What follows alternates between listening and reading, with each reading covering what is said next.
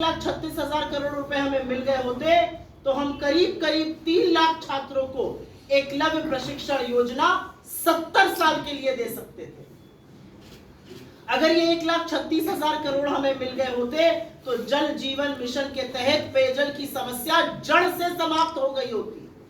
अगर ये 1,36,000 करोड़ रुपए पर कुंडली मारकर केंद्र सरकार हमारे पैसे पर ना बैठी होती तो 42,500 छात्रों को जो फॉरेन भेजकर, जो विदेश भेजकर पढ़ाने की छात्रवृत्ति है वो मिल गई होगी। अगर ये पैसा 1,36,000 करोड़ जो हमारा पैसा हमें मिल गया होता झारखंड में तो 68 लाख किसानों का 2 लाख रुपए का ऋण माफ हो गया होता। 68 लाख किसानों का 2 लाख तक का ऋण माफ हो गया होता अगर केंद्र सरकार ने हमें ये पैसा दे दिया होता। अगर ये पैसा हमें दे दिया होता तो 68 लाख अबुआ आवास बन जाते। लेकिन ये पैसा हमें नहीं दिया गया और उसके बावजूद भी हमने जनहित और जन कल्याणी योजनाओं में कोई कमी नहीं आने दी। आपके साथ ये आंकड़े इसलिए साझा किए क्योंकि चुनाव का मौसम है और जुमले की बारिश करने वाले मैदान में उतर चुके हैं और बड़ी बड़ी बातें कर रहे हैं। तो उनसे ये सवाल पूछना है कि प्रभु सब कुछ तो ठीक है, 1,36,000 करोड़ हमारे कब दीजिएगा? दे दीजिएगा तो हमारे बच्चों का, हमारे युवाओं का, हमारे वृद्धों का, हमारे गरीबों का भला हो जाएगा। मैं यहाँ आने से पहले बीजेपी का घोषणा पत्र पढ़ रही थी। ये वही बीजेपी है जिसने 500 का सिलेंडर राजस्थान में देने की बात करी थी। मैं उत्तर प्रदेश से आती हूँ, आपका लगा हुआ राज्य है। उत्तर प्रदेश में कहा था हर होली हर दिवाली फ्री सिलेंडर मिलेगा। कितनी होली कितनी दिवाली बीत गई, फ्री सिलेंडर नहीं मिला, सिलेंडर का दाम 1000 के पार करा दिया। अब कह रहे हैं यहाँ पर 500 में सिलेंडर देंगे। अरे पहले राजस्थान में दे दीजिए, 6-7 महीना 8 महीना हो गया सरकार बने हुए। मैं पढ़ रही थी यहाँ पर रोजगार की बात कर रहे हैं।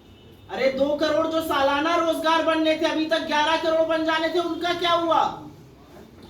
यहाँ पर बात किसान के हक की हो रही है। एमएसपी की कानूनी गारंटी पर 750 किसानों की शहादत पर चुप रहने वाले, कानून ना बनाने वाले यहाँ पर किसानों की बात कर रहे हैं। किस मुंह से आके झारखंड में आप बात करते हैं? आपके मैनिफेस्टो में सरना धर्म कोड भी नहीं है और असलियत यह है कि सरना धर्म कोड यहाँ की सरकार ने पास किया और 2 साल से आपके पास आपकी स्वीकृति के लिए दिल्ली में पड़ा हुआ है और आप उस पर कुछ नहीं कर रहे हैं। आपने लगातार सीएनपीटी को लगातार कमजोर करने का काम किया है जिससे आदिवासियों पर, वंचितों पर, शोषितों का आप शोषण कर सकते हैं। असलियत यह है कि आपकी सरकार ने आंगनबाड़ी में बच्चों का बजट आधा किया था। आपकी सरकार ने बुजुर्ग पेंशन को कम किया था। उल्टे हम अब सर्वजन पेंशन देने जा रहे हैं। पहली बार हिंदुस्तान के किसी राज्य में 50 वर्ष से ज्यादा के उम्र के व्यक्ति को यह पेंशन मिलेगी। अमूमन 60 साल से ज्यादा पर मिलती है। आपने 11 लाख राशन कार्ड खत्म किए थे, हमने वो बहाल किए और हमने नए लाभार्थी जोड़े। बातें बहुत है करने को, लेकिन यह सच है कि चाहे वो सरना धर्म कोड हो, आपसे सवाल पूछा जाएगा आपकी मंशा क्या है? आप क्यों आदिवासियों के संस्कृति पर, उन पर, उनके हक पर, उनकी जमीन पर, उनके जंगल पर, उनके जल पर कब्जा करके अपने पूंजीपति मित्रों को देने की फिराक में रहते हैं? सब लोग देख रहे हैं कि छत्तीसगढ़ में सरकार बनते ही कैसे वहां पर लाखों पेड़ काटकर आप अपने पूंजीपति मित्रों को देने का प्रयास कर रहे हैं। इनके लिए कुर्सी लगा दीजिए आप। असलियत यह है कि ओबीसी का जो आरक्षण था वो 14% था, हमने बढ़ा के 27% किया और केंद्र सरकार इस पर तैयार नहीं हो रही है। हमारी इन चीजों को स्वीकृति क्यों नहीं मिल रही है, ये सवाल हम जरूर पूछना चाहते हैं। और हम ये भी पूछना चाहते हैं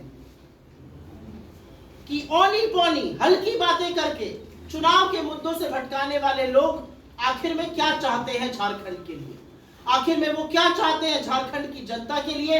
वो क्या चाहते हैं झारखंड के गरीबों के लिए, यहाँ के आदिवासियों के लिए, यहाँ के मध्यम वर्ग के लिए, यहाँ की महिलाओं के लिए और यहाँ के युवाओं के लिए?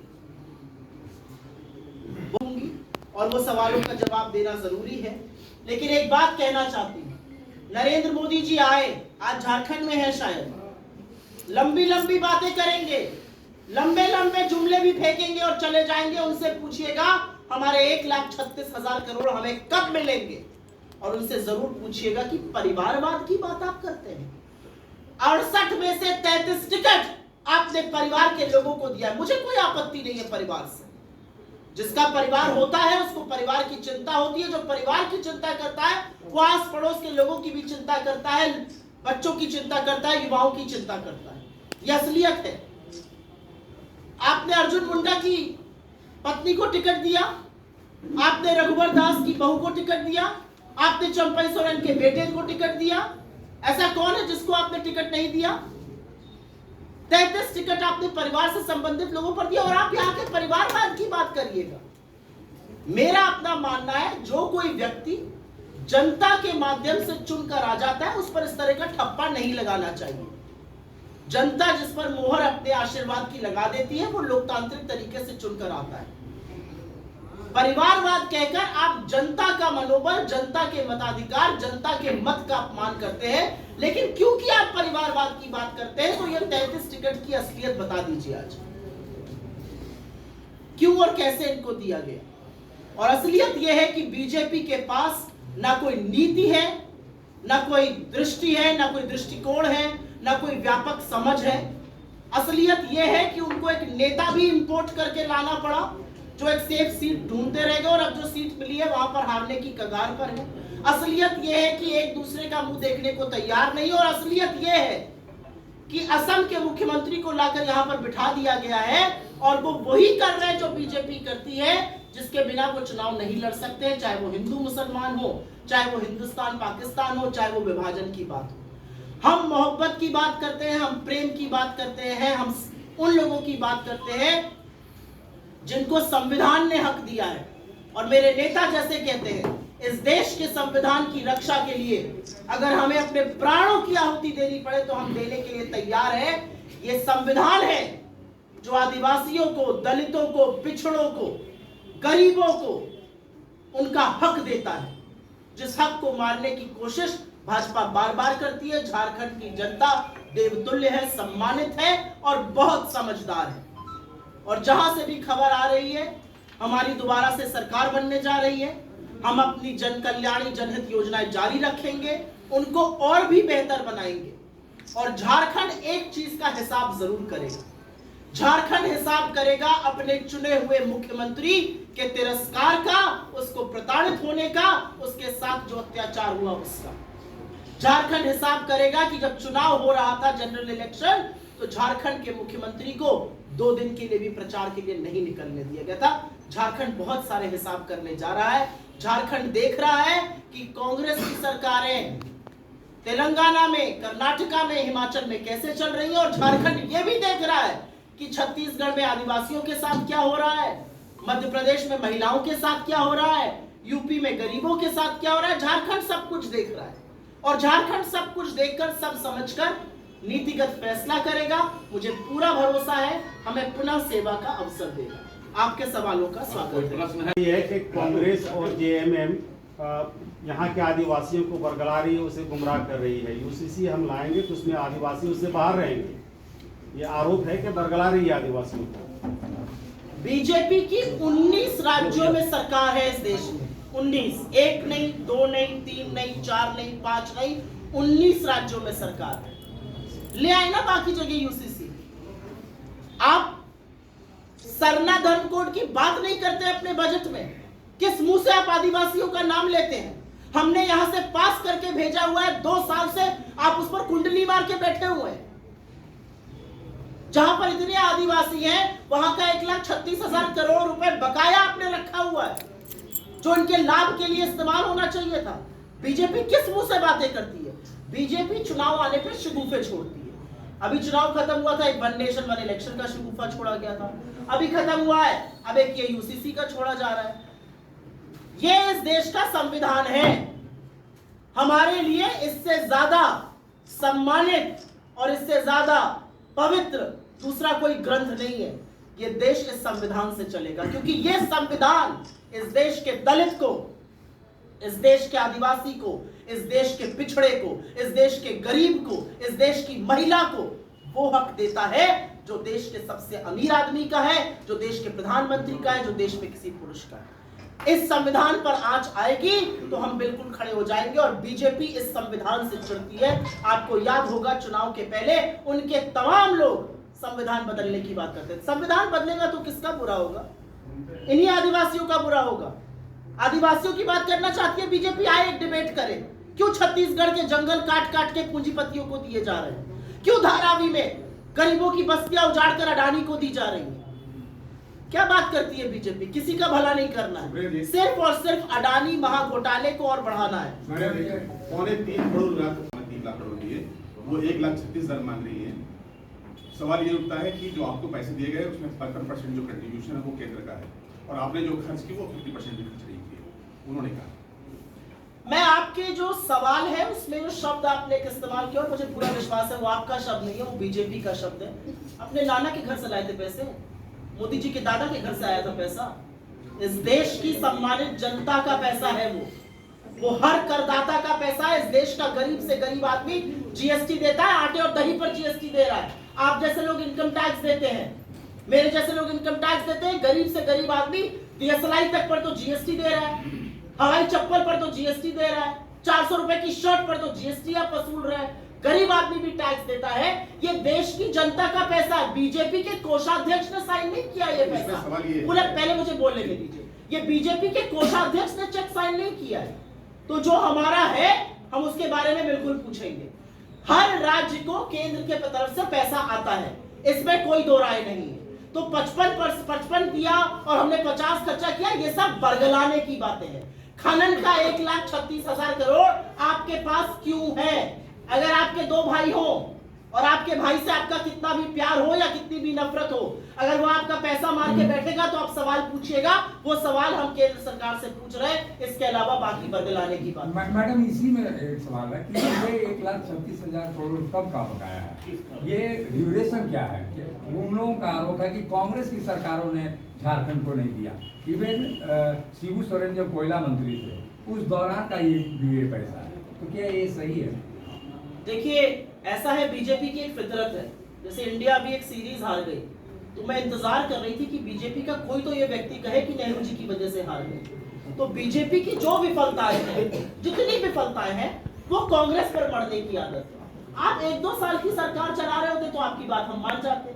आपको सरकार चलाते हुए 11 साल हो गए, तो थोड़ी तो थेथराई कम करिए। थेथराई तो शब्द आप सब लोग समझते ही होंगे। ये तो मालूम होगा आपको कि कब का है। पहले मुझे बोल लेने दीजिए, उसके बाद आप सवाल पूछिएगा। थोड़ी तो थेथराई कम करिए। 10 साल का है मान लीजिए, दीजिए 10 साल का पैसा वापस। 10 साल से सत्ता में है ना आप बैठे हुए, 11 साल से क्यों नहीं पैसा दे रहे? झारखंड के पैसे पे कुंडली मार के आप क्यों बैठते? उस पैसे से क्या क्या नहीं हो सकता था? कब का पैसा है इसका हिसाब होगा। वो पैसा झारखंड के पास आए इस पर चर्चा नहीं होगी, ये गलत बात है। कांग्रेस के रीजन का भी पैसा है उसमें। मैं तो कह रही हूँ भाई 11 साल से सत्ता में आप थे, दे दीजिए ना पैसा, क्या नहीं दे रहे? सरना धर्म कोड की बात की, 1951 तक सरना धर्म कोड लागू था। मैनिफेस्टो में हमें नहीं लिखा है कि वो जनगणना के कॉलम सर, ये डिबेट नहीं है, प्रेस कॉन्फ्रेंस है। जानने का अधिकार है ना। मैं पहले बोल लूंगी फिर आप सवाल पूछिएगा। आपने मुझसे पूछा क्यों हटा, मैं सोशियोलॉजिकल आंसर देने यहाँ नहीं आई। एक राज्य की मांग थी, एक चुनी हुई सरकार ने, विपक्ष ने तो ये नहीं किया, चुनी हुई सरकार जिसके पास मैंडेट था चुनाव के बाद, उसने कहा ये लागू होना चाहिए। लागू होने के बाद ये केंद्र के पास गया, इस पर मोहर लग जानी चाहिए थी। 2 साल से मोहर क्यों नहीं लगी? पहला सवाल ये है। दूसरा सवाल ये है कि अगर आप आदिवासियों की बातें करते हैं, अगर आप उनके संस्कृति की रक्षा करना चाहते हैं, अगर आप उनकी कल्चर की रक्षा करना चाहते हैं, तो आपके मैनिफेस्टो में सरना धर्म कोड क्यों नहीं है? ये 2 सवाल हम पूछ रहे हैं। ये कोई विवाद का, चर्चा का, डिबेट का विषय नहीं है। इन 2 सवालों का जवाब बीजेपी से कभी नहीं आता। ये मैडम परिवारवाद का बोल रही कि बीजेपी ने कई लोगों को टिकट दिया। ये आप जिनके साथ चुनाव लड़ रहे हैं, उन्होंने भी अपनी पत्नी को आगे करके रखा है, पति पत्नी की। मुझे कोई आपत्ति नहीं है। मुझे लगता है परिवार से ज्यादा सगा कौन होता है? मुझे लगता है पति और पत्नी एक दूसरे के पूरक होते हैं। हमारे हिंदू धर्म में तो पत्नी ने जिस पति का अपने साथ नाम जोड़ लिया, उसकी अर्थी उठती है। जिसके नाम का मंगलसूत्र पहन लिया और सिंदूर लगा लिया, उसकी अर्थी उठती है। दाम्पत्य के सूत्र को हमारे यहाँ सबसे पवित्र कहा गया है, और उस दाम्पत्य के सूत्र का की जो भाषा बीजेपी के लोग यहाँ के मुख्यमंत्री और उनकी पत्नी के लिए बोल रहे हैं, वो सर्वथा गलत है। मुझे लगता है कल्पना सोरेन जी एक प्रचार कर रही है, प्रसार कर रही है। जब जेल में थे हेमंत जी, तो उन्होंने बिल्कुल पार्टी को एकजुट रखने का काम किया। आपने भीतर घात करवाया पार्टी में, मुझे इसमें कोई आपत्ति नहीं लगती। प्रियंका जी के भाई है राहुल गांधी, और राहुल गांधी वायनाड से सांसद थे, उन्होंने वो सीट छोड़ी, क्यों नहीं जाएंगे? मैं चुनाव लड़ूंगी तो क्या मेरे पति, मेरे बच्चे, मेरे भाई चाचा नहीं आएंगे? क्यों नहीं आएंगे? यानी राजतंत्र मुझे ऐसा लगता है परिवार को तिरस्कृत करना गलत है। मेरी बात सुनिए आप, आपने मेरी आधी बात सुनी। मैंने आपसे क्या, आप चुनाव लड़िए, आप अपने लड़के को लड़वाइए। जनता अगर उसको नहीं चाहेगी वो हार जाएगा, और जनता अगर उसको जिता देगी, यही जनतंत्र है, यही लोकतंत्र है। जनता जिस पर अपनी जनता से चुनकर आना आसान नहीं होता है। लाख लाख वोट पड़ते हैं, लोकसभा में 10-10, 12-12 लाख वोट पड़ते हैं। एक जनता को ये समझाना कि हमें इलेक्ट करके भेजो, ये जनता डिसाइड करती है। बहुत परिवारों को जनता हरा देती है और बहुत सारे परिवार के लोगों को जिता देती है। जिसको जनता ने लोकतंत्र में चुनाव में जिता दिया, उसके ऊपर परिवारवाद का आरोप कैसे लग सकता है? राहुल गांधी एक बार के नहीं, 2 बार के नहीं, 5 बार के चुने हुए सांसद है। वो विंध्या के नीचे भी चुने जा सकते हैं और विंध्याचल के ऊपर भी चुने जा सकते हैं। उन्होंने तो दिखा दिया वायनाड से चुनकर। मोदी जी जाए लड़ ले वायनाड, मोदी जी जाए कर्नाटका, तेलंगाना, तमिलनाडु, केरल, कहीं भी लड़के दिखाए, नहीं लड़ सकते हैं। तो दूसरे के लोकतंत्र को अपमानित करना छोड़ दीजिए। मैंने इसलिए इस बात का जिक्र किया क्योंकि आपने जब परिवार के 33 लोगों को टिकट दिया है, तो आप कैसे परिवारवाद की बात कर सकते हैं? मुझे लगता है कि अगर ये कांग्रेस में बहुत सम्मानित कार्यकर्ता है, इनका बेटा कांग्रेस की बातें सुन रहा है, वो आगे बढ़ के हो सकता है कांग्रेस ज्वाइन करना चाहता, तो ये क्या करे? उसका हाथ खींच के हटा दे, क्योंकि तुम मेरे बेटे हो, तुम कांग्रेस में ज्वाइन करो। क्यों नहीं करेगा भाई? वो स्वतंत्र नागरिक नहीं है इस देश का, उसको हक नहीं है जाकर लोगों से वोट मांगने का। हो सकता है वोट लोग उसको रिजेक्ट कर दे, हो सकता है उसको एक्सेप्ट कर ले, सीधी सी बात है। मैडम 24 साल जमीन का दबाव है, पार्टी के अंदर आरोप लगा कि टिकट बिका, प्रभारी ने टिकट बेचा, केसी वेणुगोपाल के सामने तमाम चीजें बीते दिनों यहाँ पर हुई। जिसको आप सरेंडर कहते हैं, मैं उसको विशाल हृदय कहता हूं। जब आप गठबंधन की राजनीति कर रहे हैं, जब आप एक बड़े स्वरूप में एक साथ एकजुट होकर खड़े हैं, क्योंकि आपको सामने वाले की जो राजनीति है, नफरत की, जो घृणा की, जो तिरस्कार की राजनीति, उसको हराना है, तो कहीं पर आप 2 कदम पीछे लेते हैं, कहीं पर आप 2 कदम आगे लेते हैं। मैं 31 दिसंबर 2022 की राहुल गांधी जी की प्रेस कॉन्फ्रेंस आपको याद दिलाना चाहती हूँ। भारत जोड़ो यात्रा कर रहे थे, 1 दिन के लिए आए थे, उन्होंने प्रेस कॉन्फ्रेंस करी दिल्ली में। उनसे पूछा कि इंडिया गठबंधन है, आप इतने स्ट्रॉन्ग हैं यहाँ पे, आप कितनी सीट लड़िएगा, ये वो। उन्होंने कहा देखिए, इंडिया गठबंधन एक बड़े मकसद से साथ आया है, उसकी धुरी हम है, क्योंकि कन्याकुमारी से लेकर कश्मीर और असम से लेकर पोरबंदर तक कांग्रेस पार्टी है। क्योंकि हम उसकी धुरी हैं, तो कहीं पर हमें ही ज्यादा सैक्रिफाइस और त्याग करना पड़ेगा। और मेरा अपना मानना है कि जहां पर इंडिया गठबंधन को मजबूत रखने के लिए, बीजेपी को हराने के लिए हमें अगर थोड़ा त्याग करना पड़े, तो हम उस त्याग को करने के लिए तैयार हैं, क्योंकि ये यज्ञ है और यज्ञ आहुति मांगता है। क्या इस त्याग से कांग्रेस को नुकसान हो रहा है? मुझे लगता है देश को फायदा होना चाहिए, और जब देश को फायदा होगा तो हम सबका फायदा होगा। धन्यवाद।